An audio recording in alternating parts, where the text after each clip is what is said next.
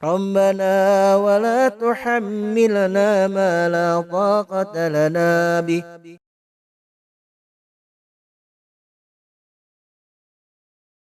Assalamualaikum warahmatullahi wabarakatuh. Sahabat Inspirasi Hijrah, nama saya Hamzah, tapi orang mengenal dengan menyebut nama saya dengan Bejah. Saya mantan vokalis dari salah satu band di Indonesia. Di perjalanan hidup saya sempat hijrah sampai 3 kali.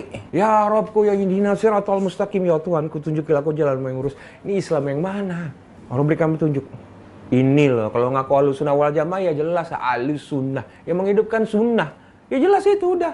Sampailah saya kepentok suatu masalah yang bikin saya pusing, ya minta ampun tuh. Stres udah nyaris gila dan saya pengen bunuh diri, gimana nggak? Gimana caranya? Siapa yang bisa nolong saya selain Allah? Semua amalan yang ketika itu saya tahu saya amalin. Karena yang saya tahu, kalau kita hanya mengerjakan yang wajib, itu doa ngantrinya nomor berapa? Dan saya mulai mencari siapa nih yang bisa ngajarin saya sunnah. Lalu saya mulai nyari kajian sunnah. Yang muncul kajian sunnah Ustadz Khalid Basalamah. Saya, apa nih, siapa nih Ustadz Khalid Basalamah? Saya mulai klik. Ibadah harus dipaksakan, kata guru kita Khalid Basalamah. Walladzina jahadu fina lanahdiyanahum subulana. Barang siapa yang memaksakan diri, jahadu fina, memaksakan diri mematuhi perintah-perintah kami, maka akan kami pandu dia, akan kami mudahkan untuk mereka untuk menjalankannya. Jadi yang namanya hidayah itu dijemput. Begitu dari anak yang dulu sangat membenci sunnah, sampai sekarang anaknya sangat mencintai, insyaallah. Insyaallah istiqomah anda. Doain.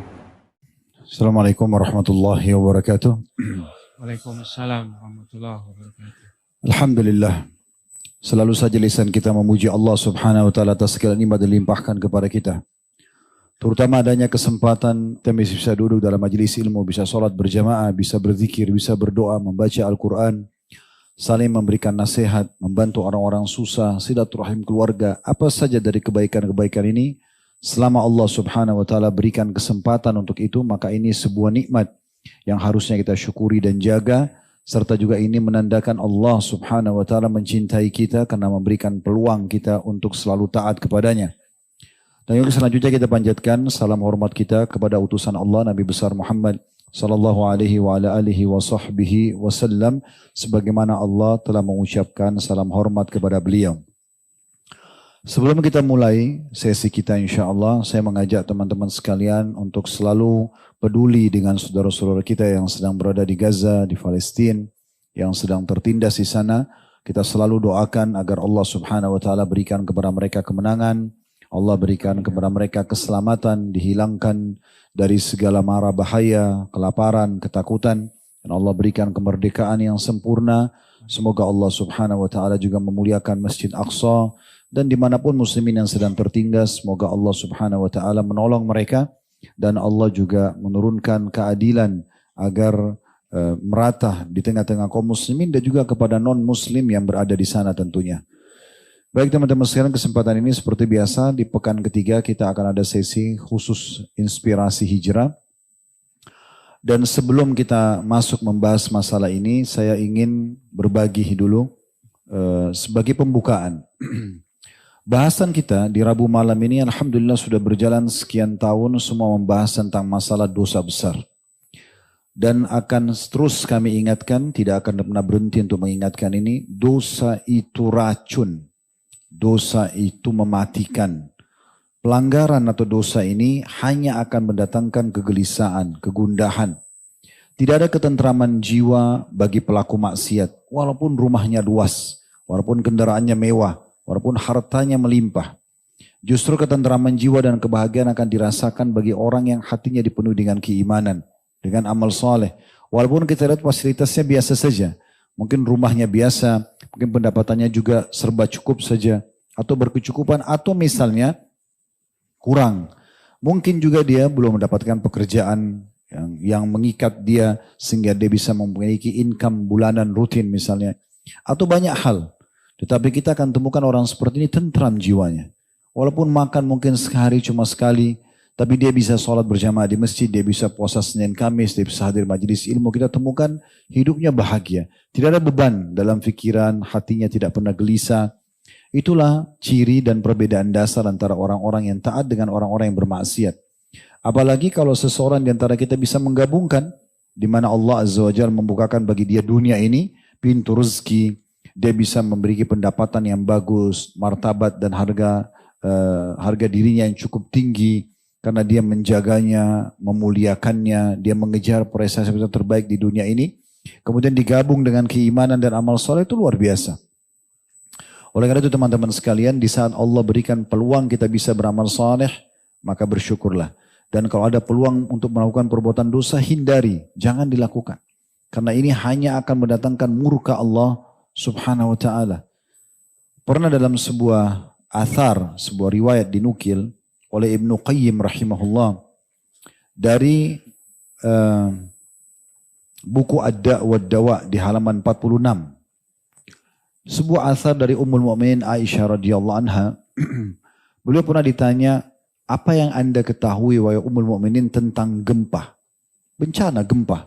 Kita biasa rasakan juga di negara kita dan di dunia ini tidak asing dengan gempa. Maka yang luar biasa dari jawaban Ummul Mukminin Aisyah radhiyallahu anha, dan ini sudah saya singgung riwayat ini di khutbah Jumat waktu itu di Masjid Raya Kota Padang. Ada judul ceramah kami, judulnya Pesan dari Langit.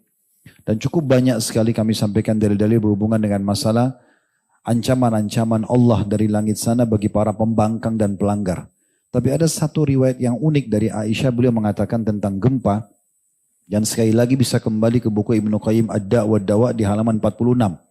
Dan ini sudah diterjemahkan dalam bahasa Indonesia. Beliau mengatakan kalau manusia sudah melakukan perzinahan, menghalalkannya, meminum minuman keras, dan juga sibuk dengan nyanyian, dengan alat-alat musik, beliau mengatakan, maka Allah yang di langit sana merasa cemburu dan berkata kepada bumi, goncangkanlah dirimu. Maka terjadilah bencana tersebut, gempa. Apabila manusia-manusia itu menyadarinya, meninggalkan 3 hal yang disebutkan itu oleh Aisyah radhiyallahu adalah zinanya, kemudian tadi minum khamar dan musik dan nyanyiannya ini, maka bumi itu akan tenang. Tapi kalau mereka mengulanginya kembali, kata Aisyah radhiyallahu anha, maka Allah menyuruh bumi itu untuk menyuruh agar bumi itu goncang kedua kalinya, sehingga binasalah lokasi yang ada di sekitar bumi itu dan binasa juga manusia yang ada di sekitarnya. Ini statement bukan statement baru, 1400 tahun yang lalu disampaikan tentang bahayanya ancaman-ancaman yang datang. Dan kita tahu kalau gempa datang itu, dia tidak akan lagi memilah mana orang baik, orang buruk. Ya, kata Nabi SAW, kalau telah terjadi bencana maka semua bisa kena. Orang beriman dan orang kafir ada di situ akan kena. Pelaku maksiat dan tidak juga akan kena. Dan ya, kenanya ini kata Nabi SAW nanti akan dibangkitkan sesuai dengan niatnya masing-masing. Dan dalam sebuah hadis yang sahih kata Nabi SAW, perumpamaan kalian dengan orang-orang yang melakukan kemungkaran atau kemaksiatan, ibarat orang yang berada di atas sebuah kapal yang besar. Dan kalian ada di bagian atas, mereka ada di bagian bawah. Lalu mereka setiap kali mau mengambil air, mereka harus naik ke atas. Mereka harus naik ke atas melewati kalian lah. Gitu. Maksudnya melewati orang-orang beriman kalau mereka mau buat dosa ini. Dan mereka berkata satu sama yang lain, daripada kita selalu lalang ke atas, ketemu sama orang-orang ini, kita jebolin aja kapalnya. Buat lubang, kita ambil air, tidak perlu naik ke atas. Kata Nabi SAW, kalau kalian biarkan mereka menjebol kapal itu, maka tenggelamlah kalian semua. Maksudnya kalau kalian biarkan mereka dengan kemaksiatannya, maka bukan cuma mereka yang kena, kalian pun kena. Terutama bagi orang-orang beriman yang tidak mau tahu. Ya terserah, dia mau zina, terserah dia mau bohong, terserah dia mau jadi pelaku maksiat, terserah dia, yang penting saya tidak. Ini gak bisa dalam Islam. Dalam sebuah riwayat Bukhari, pernah Nabi SAW mengatakan, pernah Allah Azza wa Jal mengutus Jibril alaihissalam untuk membinasakan satu negeri. Lalu Jibril menemukan di negeri itu ada satu hamba Allah yang sangat soleh. Kata Nabi SAW, Jibril kembali kepada Allah lalu mengatakan, ya Allah, di negeri yang engkau perintahkan untuk dihancurkan ada satu hambamu yang soleh di sana. Apa kata Nabi SAW? Allah berfirman kepada Jibril, mulai siksaan dari orang itu. Orang yang soleh itu duluan kamu siksa. Karena dia tidak pernah menyuruh pada kebaikan, melarang dari kemungkaran. Mau selamat sendirian. Terserah orang buat dosa, saya nggak mau ingatkan. Nggak bisa. Justru dia yang kena hukuman di situ. Kenapa dia biarin? Kecuali dia sudah ingatkan, ya, di 3 tahapan yang Nabi SAW ingatkan, man ra'a minkum munkaran falyughayyiru biyadi, Siapa yang lihat kemungkaran dia bisa ubah dengan tangannya. Fa in lam yastati' fa bilisani. Kalau dia tidak mampu maka dengan lisannya. Fa in lam yastati' fa biqalbi. Kalau dia tidak bisa baru dengan hatinya. Wa dzalika adhaful iman. Dan itu selemah-lemah iman. Enggak ada orang tidak bisa pungkiri dengan hatinya. Kalau kita sudah mengatakan dalam hati, ya Allah, semoga Engkau berikan hidayah. Di saat itu kita selamat. Tapi kalau kita tidak peduli, tidak pernah ada penyampaian, dan kadang-kadang bahkan penyampaian dalam pengajian teman-teman mungkin membuat sebagian orang tidak suka. Kayak kita membahas apa, misalnya sebuah hukum dalam pengajian seperti itu, orang banyak mungkin tidak suka. Tidak sukanya kenapa? Karena bagi dia suka perbuatan itu. Dia tidak ingin diingatkan. Tidak mungkin. Dari dalil yang kami sampaikan tadi, kalau kami tinggal diam, berarti otomatis kalau dia dihukum kita juga kena hukuman. Karena itu kebodohan namanya. Kecuali kalau dia dihukum sendiri nggak ada masalah. Ya, seperti sering orang kumandankan, oh ini LGBT nggak apa-apa kok, biarin aja. Toh kalau dulu kaum Lut disiksa, kita di sini nggak disiksa, banyak negara nggak disiksa. Kok tunggu lucu disiksa dulu, baru mengatakan oh iya azab Allah datang ya. Kan tidak mungkin. Dan tidak mungkin tinggal diam. Kalau diingatkan ya harus diingatkan supaya kitanya selamat. Dia tetap mau buat terserah. Yang penting kita sudah mengingatkan dan tidak boleh kita tinggal diam teman-teman sekalian. Nah ini perlu digarisbawahi. Jadi kemaksiatan kitanya sendiri jangan coba. Tidak perlu untuk dipelajari dan dicoba. Babi haram mau tahu dulu rasanya. Zina haram mau tahu dulu rasanya. Nggak perlu gitu kan. Udah selesai itu haram tinggalkan. Cukup kita tahu. Dan nikmati yang halal selesai. Sejak akan diperintahkan tinggalin dilarang. Sampai ajal datang meninggal kita akan dapat kebahagiaan dunia. Dapat kebahagiaan akhirat. Beruntunglah orang yang faham ini. Kemudian dia jadikan sebagai pegangan hidupnya. Insya Allah malam ini kita akan berada di salah satu tema inspirasi hijrah dengan saudara kita Hamzah. Insya Allah beliau akan kenalkan dirinya dulu. Fadal kalau antum mau kenalin diri dulu. Assalamualaikum warahmatullahi wabarakatuh. Waalaikumsalam warahmatullahi wabarakatuh. Sebenarnya Anda ngerasa bahwa Anda kurang layak untuk disebut sebagai inspirasi hijrah karena dosa-dosa Anda di masa lalu itu yang bikin Anda sebenarnya nggak mau. Kalau bukan karena guru kami, Ustaz Khalid Basalamah yang minta Anda rasa Anda cukup untuk kembali tampil gitu, Ustaz. Tapi Anda nggak mungkin menolak guru Anda. Jazakallah khair. Jadi nama Anda Muhammad Hamzah, tapi dari kecil orang sudah manggil Anda dengan sebutan Bejah. Ada beberapa album Anda masuk dari vokalis ya, seniman salah satu band di Indonesia. Dan alhamdulillah 2 atau mungkin 3 dari personilnya sudah hijrah ke manhaj salaf, alhamdulillah. Mungkin salah satunya ada hadir di sini, Akhi Adit, pemain keyboard kami, dan saudara kami, dia drummer additional dari The Fly juga dulu, udah hijrah juga. Drumnya udah dihancurin sama dia, Masya Allah. Dan asbabnya kami hijrah ialah dari Ustaz Khalid, lihat kajian beliau. Mungkin begini ya Hamzah, setelah antum kenalkan nama antum tadi, teman-teman pengen tahu nih, profesi antum dulunya apa ya? Musisi ya? Musisi.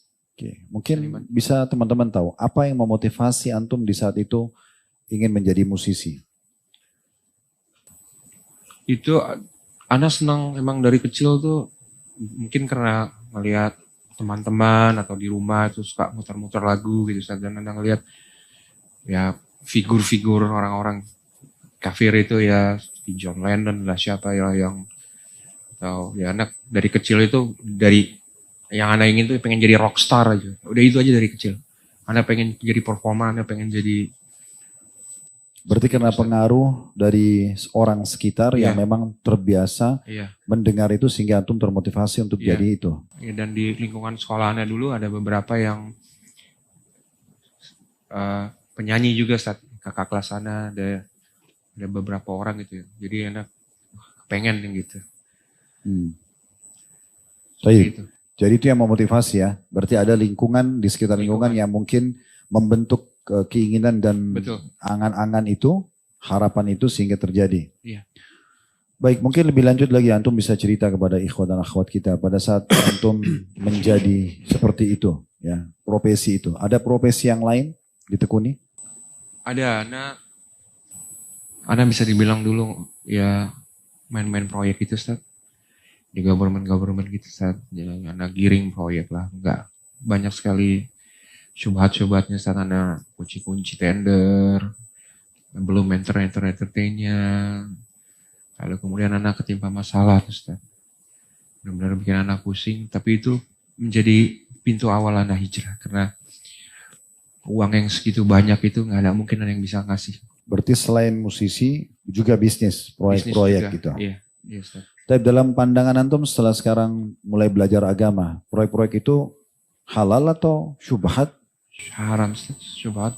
Haram dan syubhat. Iya, karena kita gimana biar orang lain nggak bisa ikut proyek ini, kita kunci KAK-nya, kita syarat-syaratnya itu hanya kita, perusahaan kita sendiri yang bisa masuk, kita yang menang gitu Ustaz. Belum lagi harus ngamanin panitia-panitia kayak gitu Ustaz. Jadi di saat Anda kena itu, lalu Anda berpikir Anda naik taksi online, kemudian sopir taksinya itu mutar kajian gitu saat dari Hasan Al-Basri rahimahullah. Oh ini masuk ke sebab hijrahnya dulu ya. Iya. Oke, ini mungkin kita masuk habis ini. Iya. Jadi saudara kita Hamzah tadinya beliau musisi, kemudian ada motivasinya tadi karena lingkungan sekitar, juga kerja proyek-proyek. Tapi menurut pertimbangan antum proyeknya itu berarti syubhat ya. Syubhat. Nah biasanya kalau hal-hal seperti ini kita juga bisa buktikan kalau hal itu baik atau tidak. Lingkungan kita yang terbentuk karena aktivitas itu. Contoh misalnya kita aktif di pengajian seperti ini. Itu kan nanti akan terbentuk komunitas ya. Komunitas kita ya. Kita akhirnya berteman sama teman-teman yang bisa di pengajian. Kita juga akhirnya bicara dengan mereka. Oh ternyata mereka itu tadinya masa lalunya begini terus hijrah. Terus mereka juga sekarang mulai pindah transisi ke usaha-usaha mungkin ada pendapatan yang halal itu satu paket biasanya. Dan biasanya pasti ke masjid. Nah kalau sesuatu yang berbau dosa biasa satu paket juga itu. Betul. Kayak misalnya orang kalau proyeknya itu bersumber dengan sesuatu yang haram, itu satu paket. Pasti nggak jauh dari diskotik, tidak jauh dari perzinahan, tidak jauh dari minuman keras. Apa begitu? Betul sekali Ustaz. Begitu. Nah biasanya itu salah satu indikasi kita bisa menilai, oh ini benar atau tidak. Karena antum kalau hadir di pengajian nggak mungkin pulang dari sini lalu diajak ke karaoke kan. Atau nggak mungkin diajak ke diskotik kan. Pasti teman-teman sini paling ajak makan, itu pun dibayarin. Paling janjian besok ketemu di pengajian mana lagi kan? Iya. Nah biasanya seperti itu indikasinya. Tapi mungkin teman-teman lebih jauh mau tahu gimana prosesi sehingga antum meninggalkan itu. Apa yang menyebabkan kok tadi dari sebuah hobi yang mungkin antum juga punya nama pada saat itu sudah terkenal nasional. Terus kemudian antum tiba-tiba mau hijrah. Fadal, tadi antum cerita sempat naik taksi tadi ya? Iya, tapi sebelumnya ada yang terlewat saat Anda sempat ngerasain bosan hidup Ustaz. Di saat Anda di atas itu. Suara antum kerasin mungkin teman-teman. Di saat Anda berada di puncak itu semuanya ada, semuanya bisa, duit ada. Itu kepingin hidup kok kayaknya gampang banget ya karena mungkin karena faktor semua yang tadi Ustaz sudah jelaskan itu. Saya pengen jadi legend Ustaz. Saya pengen mati. Itu yang kepikir dari saya. Maksudnya mau bunuh diri? Iya. Dan itu keinginan itu sangat kuat sekali. Karena hidup kok nggak ada cobaan, nggak ada maksudnya pada saat sampai di puncak keemasan itu, uang semuanya ada, nama dan dikenal gitu. Iya. Terus puncaknya ingin menjadi seorang legend dengan bunuh diri. Dengan bunuh diri. Kenapa bunuh diri? Karena bego Ustaz. Maksudnya ya karena bodoh, karena kemakan budaya barat yang... Enggak, apa motivasinya? Kok kenapa sudah terkenal, punya uang banyak, larinya bunuh diri? Karena pengen lebih terkenal lagi, lebih harum lagi gitu Ustaz. Kan habis. Kalau bunuh diri mati selesai kan, enggak terkenal lagi. Ya nggak apa-apa, karena hidup pun nggak ada cobaan, nggak ada ujian. Kenapa nggak nikah atau buka usaha? Kenapa harus diri? Mungkin ada mungkin maksud saya ada sesuatu nggak mungkin yang antum pernah tonton? Oh, tokoh ini, betul. Oh dia tutup dengan mati begitu? Ya, betul, ada. Ada tokoh yang namanya Jim Morrison lah, ada yang namanya. Oke, nggak usah disebut namanya. Pokoknya banyak Ustaz. Dan saya pengen kayak gitu. Oh pengen gitu. Jadi mati itu dianggap sebuah prestasi. Betul. Tapi bunuh diri. Bunuh diri. Tapi nggak kejadian. Karena saya ditolong oleh teman saya. Tapi sempat proses. Tapi setelah itu Ustaz, ujian dalam hidup saya. Bentar. Jadi sempat proses untuk bunuh diri. Oh subhanallah. Pakai apa mau bunuh dirinya ini? Pakai apa mau bunuh diri? Banyak Ustaz. Saya Berarti ada beberapa kali upaya untuk itu? Iya. Oh. Subhanallah ya, jadi saya tadi baru bilang itu satu paket ya. Iya. Jadi dia kayak satu paket panggil. Puncaknya setan bisikin suruh bunuh diri, dianggap itu prestasi. Betul. La haula wala quwata illa billah. Baik. Terus habis itu sempat mau bunuh diri nggak jadi? Jadi tapi nggak jadi matinya doang, Ustaz. Gimana itu jadi tapi nggak jadi matinya? Iya, jadi saya nggak kebangun selama 2 hari. Teman saya dobrak kamar saya tuh.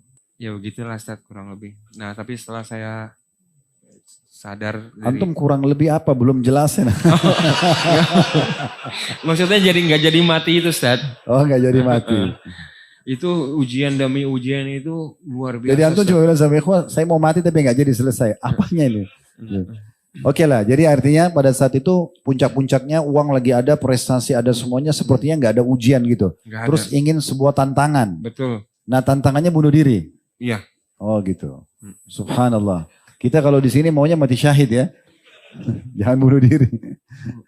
Baik, kemudian setelah itu awal bagaimana merasakan kok ini perbuatan salah? Bagaimana awal munculnya perasaan ini salah? Terus kemudian kok sekarang maunya larinya kembalinya ke agama nih, meninggalkan pekerjaan. Iya. Jadi yang saya rasakan setelah saya peristiwa yang tadi itu, Ustaz, itu Tadi dulu ke ujian. taksi itu kenapa tadi? Oh ya. Naik di taksi kemudian? Itu udah setelah tahun 2016 itu, Ustaz. Yang tadi saya sebelumnya itu sekitar tahun 2000-an itu, 2005, 2006 itu. Yang tadi saya bilang saya mau bunuh diri. 2004. Antum makin kecil suaranya nih. Antum masih hidup, jangan hilangin suara. Oke. Takut feedback aja sih, itu kan feedback. Enggak insya Allah. Yang penting jangan kayak waktu rock dulu, ini pengajian. Terus ya jadi waktu naik taksi itu lagi muter kajian dari Yang putar kajian supirnya, supirnya. Nah, bukan begitu- antum yang minta ya. Bukan. Oh, terus? Jadi Ana waktu itu lagi stres-stresnya tuh, San. Terus dia mau matiin karena Ana masuk, nggak usah Ana mau dengar. Nah di situ sedang kajian salah satu ustadz kita, dia mau membahas mengenai Hasan al-Basri rahimahullah. Perkataan Hasan Basri. Betul, yang ada orang datang bertanya, kan Hasan, terus beliau rahimahullah bilang, pulanglah kau, bertobatlah kepada Allah. Lalu Ini si penceramanya iya, membawa perkataan Hasan Basri. betul. Oke. Ada sampai beberapa kali, sampai akhirnya murid-muridnya dan isinya bertanya, ya Imam, kenapa dari kemarin jawabanmu hanya bertaubat, pulang dan bertaubat? Kemudian Hasan al-Basri bilang, karena dosamu menjadi penghalang doamu. Di situ saya kayak ditampar, saat kerja saya udah parah gitu kan. Tapi saya berharap Allah tolong, itu kan mustahil. Jadi saya waktu itu sudah bernazar, kalau seandainya memang Allah selesaikan masalah ini, saya akan hijrah total. Saya akan tinggalin semua, saya akan berhenti ini, saya akan berhenti, saya akan total, saya akan Berarti ibadah. spontanitas waktu itu mau hijrah karena dengerin potongan ceramah yang diputul oleh super taksi perkataan tentang Hasan Basri. Betul, Bahwasanya dosa itu jadi penghalang kedekatan kepada Allah gitu. betul. Terus setelah itu apa yang antum lakukan? Langkah apa? Saya waktu itu, Ana waktu itu berpikir ada 1 miliar umat Islam di Indonesia yang berteriak. Di seluruh dunia yang berteriak, ya Allah tolonglah aku. Siapa saya di antara yang 1 miliar itu, Ustaz? Jika saya hanya mengerjakan yang wajib, itu pasti doa saya tuh ngantri ini entah kapan gitu. Tapi waktu itu memang antum sudah kerjakan yang wajib-wajib atau juga Udah. ditinggalkan? Udah, yang wajib udah saya kerjakan. Cuman saya pengen benar-benar cepat ditolong, Ustaz. Bukan, waktu maksudnya masih sebelum mulai mau hijrah ini, Hah? memang sudah rutin sholat 5 waktu Sudah. dan jaga, tetap Sudah. terjaga. Sudah. Cuman Ketika merasa masuk ke taksi itu, saya sudah merutinkan. Saya hijrah 3 kali, Ustaz, sebenarnya, Ustaz. oh hijrah 3 kali. Pertama di atas mazhab Nusantara yang nggak ada kejelasan, saya udah ngamalin ini karena nggak ada ilmu, kok doa saya nggak dijabah kalau ini, karena emang ibadahnya di luar syariat, gimana mau ngefek, iya kan? Terus hijrah kedua, saya bertarekat, Ustaz. Baca ini 3.000 kali, 4.000 kali, kalau salah ulang dari awal. Yang ada saya pegang lampu nyala, ya Allah. Emang Antum pegang lampu nyala, tanpa Iya. colokan. tanpa colokan, keren kan? Wah.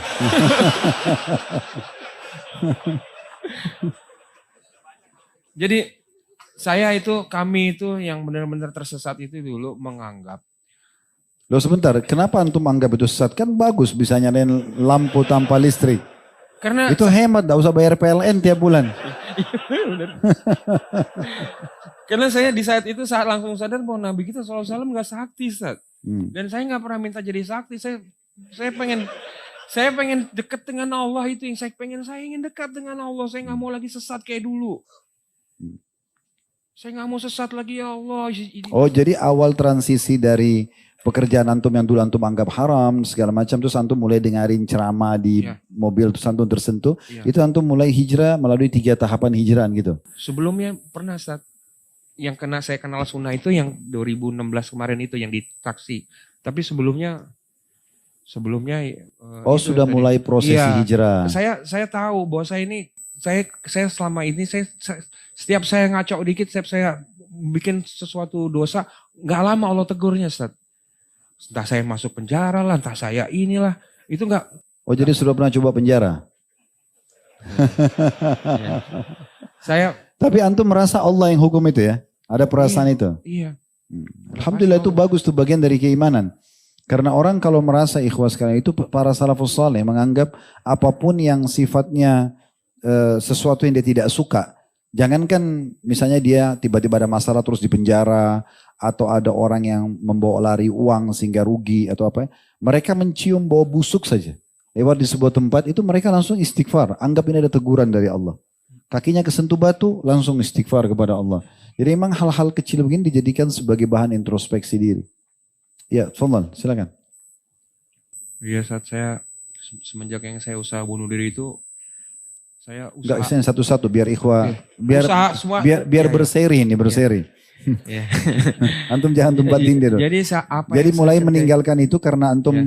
mencoba bunuh diri, nggak berhasil mati tadi itu ya. Nah, terus kemudian antum mulai mau pindah ke agama. Belum, Ustaz. Saya gagal terus, Ustaz. Saya bikin apa gagal, saya bikin ini gagal, bikin perusahaan ini gagal. Oh berarti saya bikin setelah PH gagal. prosesi mau bunuh diri, terus kemudian bangkit lagi, mulai tapi gagal terus, Terus. ujian datang terus. Terus, Oke. nggak ada satupun. Masa sampai seorang bejah nggak bisa dapetin label? Coba. Semua anti sama saya.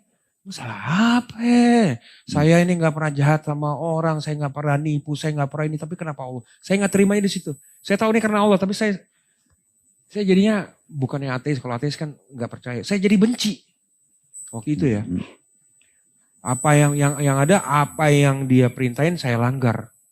Makin saya tunjukin bahwa saya protes gitu. Seakan-akan saya protes. Protes Tuhan, Allah. Iya. Masya Allah. Padahal antum kalau protes kami panitia sini, ini mic-nya suruh ganti, kita sudah marah tuh. Apalagi antum mau protes. Ya tapi saya tahu gitu Ustaz. Bahwa ini semua dari Allah. Ini luar biasa ini bisikan syaitan itu. Sampai bisa membuat antum bukan lagi punya masalah dengan dosa-dosa yang zina, narkotika atau minuman keras. Tapi sampai pada tingkat sengaja menantang Allah gitu ya. Betul. Itu luar biasa, subhanallah. Alhamdulillah antum masih hidup sekarang ini. Iya Ustaz. Masya Allah Ustaz. Dan Terus habis itu akhirnya Allah tunjukkan balasannya dengan cara gagal semua. gagal semua. Apa yang mau dibuat justru tidak dapat. Gak dapat. Padahal pala udah jadi kaki, kaki jadi pala. Tiap hari kerja gagal. Pokoknya kalau udah Allah bilang gagal mau ngomong apa udah. Ya kan? Percuma gitu. Oke, setelah gagal ini semuanya. Gagal di terakhir itu yang ditipu. Kemudian saya dengan supir taksi tadi, terus saya mulai mencoba untuk menjalankan sunnah. Saya coba browsing, pasti karena jawabannya. Tidak, saya susun dulu nih. Oke, Saya juga masih bingung tentang. Oke. Jadi antum ini dari musisi sama seorang pemegang proyek, ya, kontraktor. Sekarang antum berjalan nih. Puncaknya adalah antum pada saat lagi banyak duit, prestasi bagus, kemudian ingin jadi legend, bunuh diri. Iya. Di saat itu kan, Ya. puncak-puncaknya itu. Oke, sampai sini paham ya? Oke. Jadi biar bersambung nanti, karena kita mau tangkap sebuah benang merah, antum kenapa hijrah? Oh iya. Harus jelas dulu situ. Kemudian bagaimana setelah itu antum istiqomah dalam hijrah ini gitu. Baik, sampai situ akhirnya antum mau bunuh diri beberapa kali mencoba tapi gagal. Sekali doang sih Ustaz. Sekali. Tapi itu udah saya persiapin tuh, jadi udah ada musik pengantar kematian ya, musik pengantar kematian gitu-gitu deh. Nora deh. Pakai musik juga pada saat mau ngantar kematian. Biar lebih apa ya, dramatis. Malaikat pun juga itu lebih tegas nanti. Oke, akhirnya gagal kan? Setelah gagal prosesi itu, mulai antum coba ya bangkit lagi untuk coba usaha-usaha, tapi akhirnya ditegur oleh Allah. Iya. Gitu kan, gagal-gagal terus gitu. Entah gagal, tadi tipu orang, udah gitu aja udah. Pada saat itu antum tanda kutip sini ya, marah kepada Allah gitu ya. Iya. Kenapa kok saya tidak pernah sakitin orang, justru saya tidak berhasil gitu ya. Terus kemudian antum pada saat itu justru melanggar apa yang Allah, yang dilarang malah sengaja dibuat. Betul. Nah, balasan Allah spontan datang dengan cara menggagalkan semua usaha yang dimulai. Iya. Oke. Sekarang pada saat antum merasa ini gagal, itu gagal. Ini merasa sebagai teguran dari Allah nggak? Iya. Oke. Di saat itu apa yang antum lakukan? Antum sudah akhirnya menyadari dan kembali kepada Allah? Awalnya masih marah saya, Ustaz. Masih nggak terima dengan keadaan gitu. Tapi akhirnya begitu peristiwa yang terakhir itu bikin Tapi saya baru ketemu orang ini marah sama Allah ini, baru antum ini. Masya Allah. Iya. Saya bukan yang nggak percaya, saya nggak terima. Padahal saya tahu ini saya terjadi ini karena awal dulu saya yang nantangin Allah gitu. Yang ngerasa hidup enak gitu, Ustaz. Iya. Oke, terus sekarang setelah antum gagal terus nih. Pikiran untuk ke agama itu apa pemicunya? Kan gagal nih terus nih, gak berhasil. Antum sadari nih, oh ternyata saya langgar nih, begitu? Akhirnya saya ngangkat bendera putih, Ustaz. Ya Allah. Udah nyerah ya Allah, udah ampun. Udah terima tobatku ya Allah. Karena ujian-ujian yang bertubi-tubi itu. Betul. Oh berarti ini poinnya ya. Jadi setelah beliau berusaha untuk justru mencari prestasi-prestasi dunia, gitu kan? Dan karena dia merasa gagal, hanya menantang Allah untuk justru yang dilarang dilanggar. Di situ Allah makin gencar untuk datangkan ujian-ujian. Betul. Sampai akhirnya merasa kalah, gitu ya? Nyerah udah, Ustaz. Baik, setelah antum nyerah, apa yang antum lakukan? Anda mencoba melakukan amalan-amalan yang Anda tahu dari kecil. Hanya sholat 5 waktu, mungkin qabliyah badiyahnya juga nggak tahu. Yang 12 rawatib itu kan belum tahu sama sekali. Sebenarnya yang Anda tahu, pasti sunnah yang akan mendekatkan Anda kepada Allah. Karena kalau Anda hanya mengamalkan yang wajib saja, itu 1 miliar penduduk di seluruh dunia ini juga ngamalin wajib. Jadi doa Anda itu mengantri nomor berapa? Nggak mungkin Anda, sedangkan Anda butuh sekali, Anda ingin cepat ditolong, Anda ingin cepat dekat gitu, Ustaz. Nah akhirnya di saat itu Anda browsing, Ustaz, kajian sunnah. Sebentar dulu, jadi antum sekarang pada saat mau hijrah itu, udah mulai hijrah, antum merasa tiba-tiba muncul pikiran untuk dekatkan diri kepada Allah SWT dari sekian 1 miliar umat Islam di dunia ini, kalau cuma kerjakan yang wajib, berarti nanti nomor antrian keberapa begitu ya, untuk diterima doanya, sehingga antum berpikir untuk harus dikuatkan dengan ibadah-ibadah sunnah. Betul. Muncul begitu saja? Betul, muncul segitu saja. Terus? Saya browsing YouTube, kajian sunnah yang muncul, Ustadz Khalid Basalamah.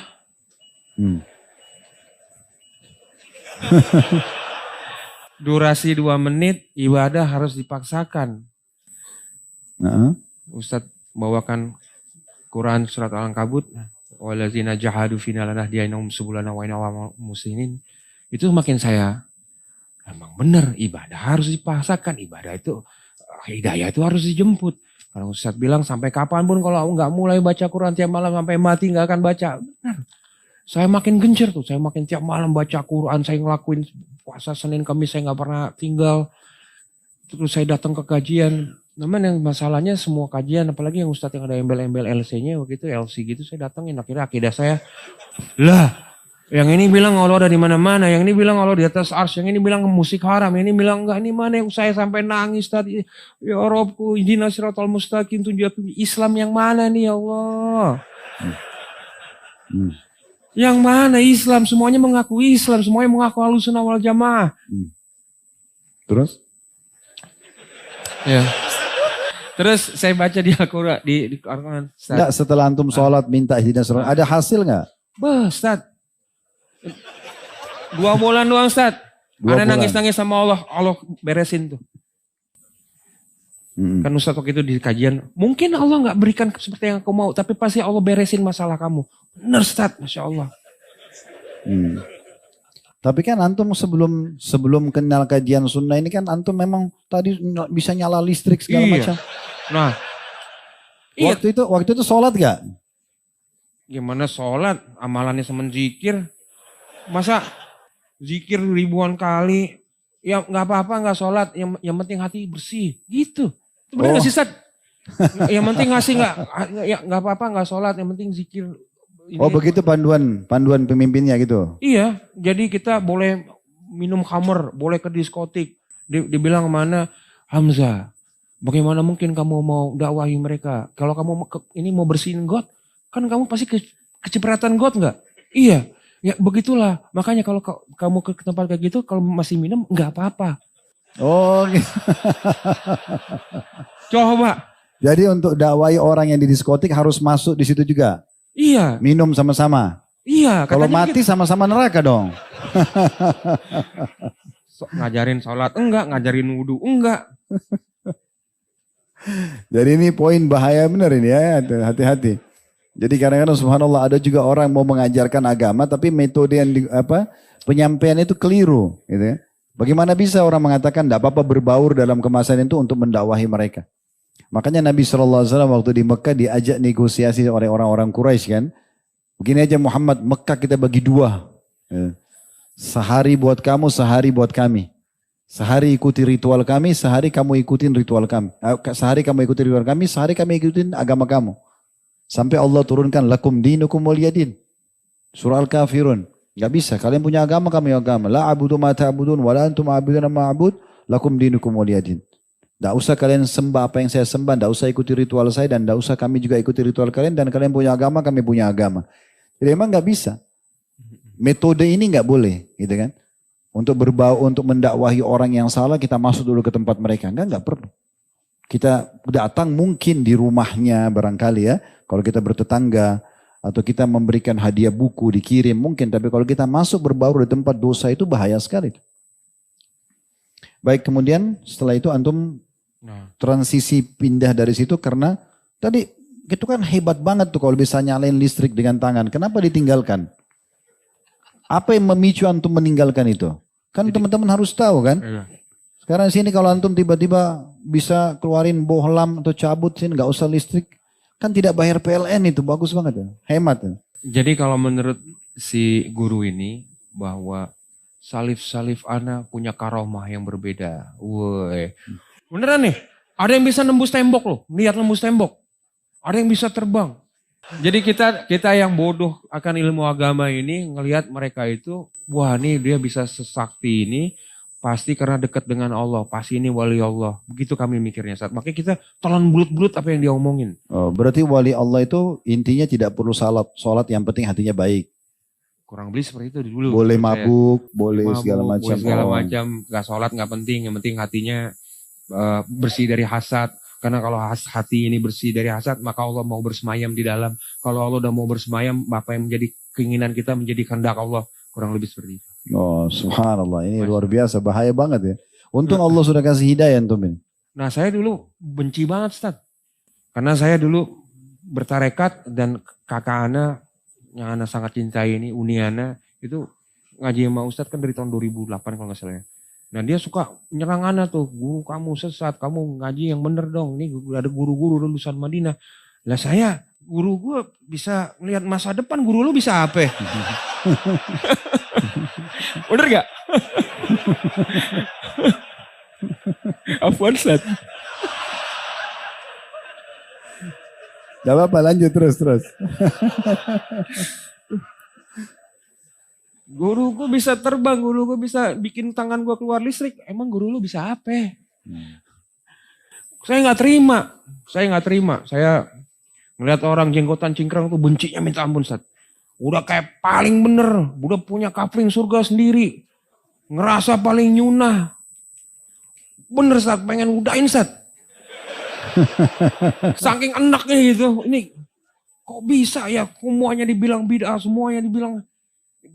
Sedangkan emang bisa apa gitu kan. Nggak bisa terbang padahal ya. Nggak bisa terbang.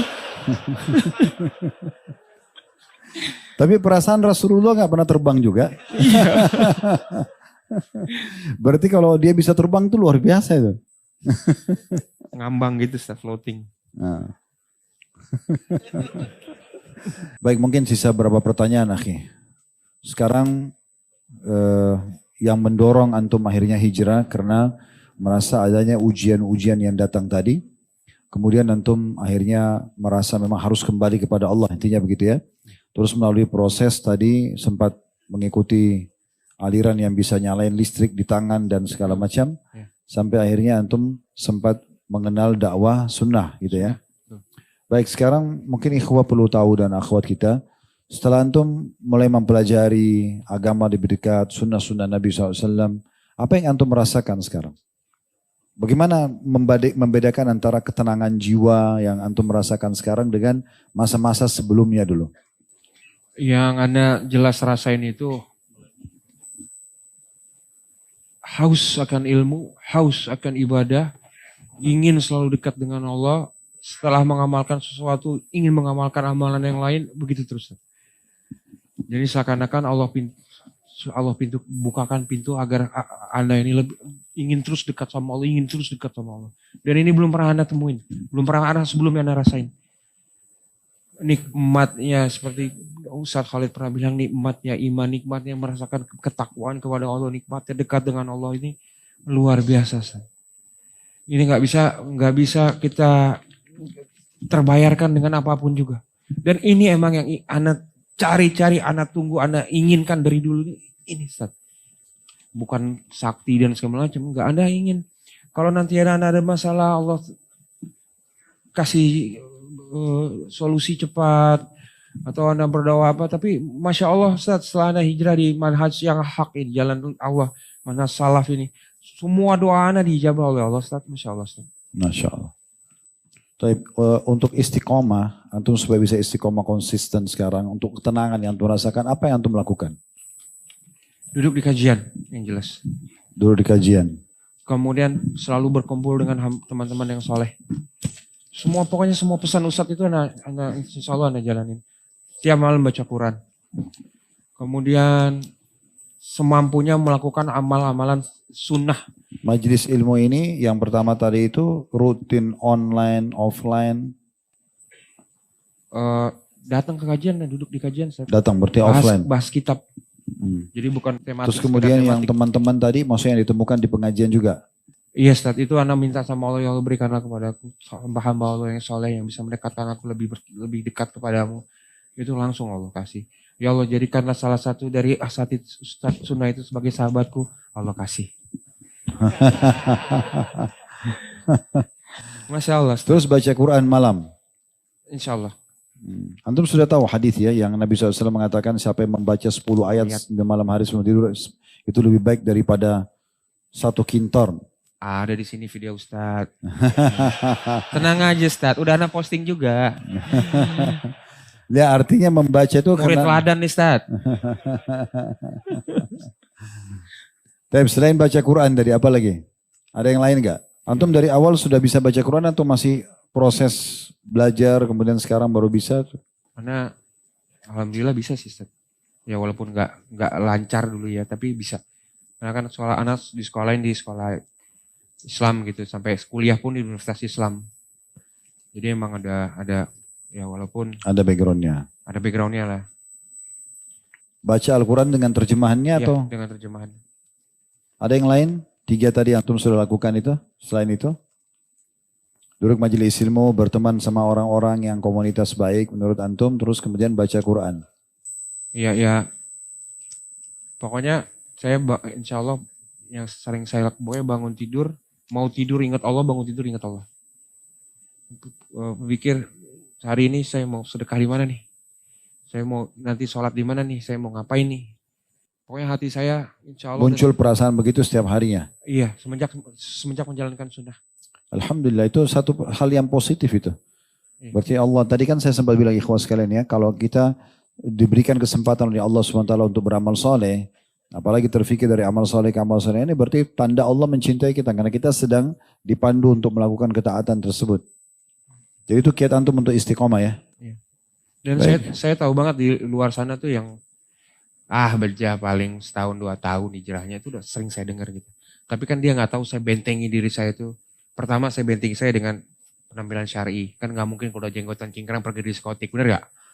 Iya. Udah pasti pergi ke masjid. Dan ini bener-bener orang mau ngomong apapun juga bodo amat. Yang tadinya dulu hina Ustaz, pengen ngeludahin. Sekarang lo mau ngomong apa mengenai saya ini jenggotan cingkrang, bodo amat. Ridho Allah yang kita cari, bener gak?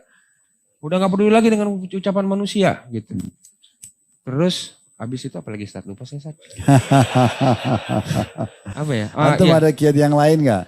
Pengaruh keluarga, efek yang lain kan tadi teman-teman, membaca Quran, kemudian majelis ilmu. Ya teman-teman sih, ya sesama musisi gitu dulu ya, yang udah senior-senior gitu lah. Itu sampai bikin grup WhatsApp, Ustaz. Selamatkan bejah dari Wahabi. Wih. Dia seakan-akan mereka nggak terima kalau dedengkotnya tobat. Oh antum merasa antum dedengkot dulu ya? Iya Ustaz. Parah dulu. Kata anak Benana dulu, saking parahnya nih, setan aja nyembah lo jah. Astagfirullahaladzim. Alhamdulillah ala kulli hal. Jadi Allah SWT sudah memberikan untuk ketenangan hati, intinya kan itu. Ya, kita tidak pernah mengklaim diri paling benar dan itu tidak tepat juga. Tapi kita bagaimana kalau merasakan ketentraman dan kebahagiaan itu telah datang, terutama dari panduan agama, alhamdulillah berarti itu tanda-tanda keimanan insyaallah. Baik teman-teman sekalian, melihat waktu juga, mudah-mudahan apa yang kita bahas hari ini bisa memberikan manfaat buat kita. Dan kalau ada benar pasti dari Allah, kalau ada salah dari saya dan juga Akh Hamzah, mohon dimuliakan pintu maaf yang sebesar-besarnya. Tidak ada tujuan kita menyinggung siapapun, tapi kita sedang bercerita tentang pengalaman pribadi saja. Sebagaimana cukup banyak channel-channel di luar sana yang memang membahas tentang masalah pribadi dan menurut mereka itu adalah sebuah prestasi mungkin ya. Sehingga bisa dijadikan sebagai inspirasi, maka begitu juga di pengajian kita. Setiap orang bisa punya pendapat, masing-masing bertanggung jawab dengan pendapatnya tentunya di hadapan Allah Subhanahu wa taala. Subhanakallahumma bihamdika asyhadu an la ilaha illa anta astaghfiruka wa atubu ilaik. Wassalamualaikum warahmatullahi wabarakatuh.